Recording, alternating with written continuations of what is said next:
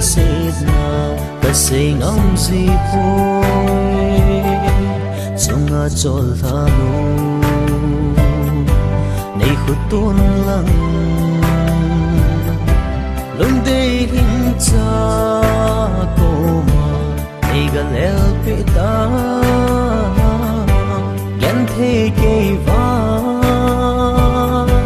ngày nu cô mà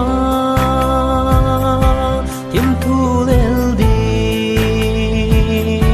cần phim dấu phố Milni Unlou.Gol Ng ngai kamao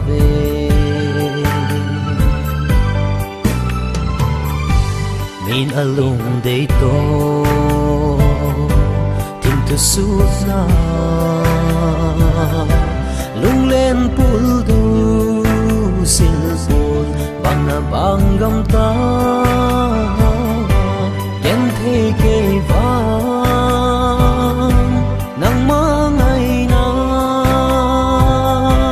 ta tim tu chen sel mai ta nghe Milni Unlou.Gol Ng ngai kamao bani Unlou nay khu tu na ôn đê ghen thế dễ in ta lung xịt na ta say ngắm gì vui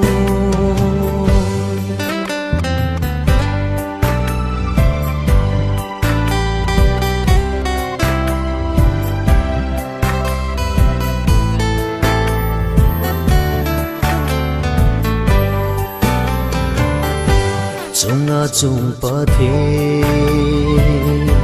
hin về tê mô ghen thế sang ga hin khô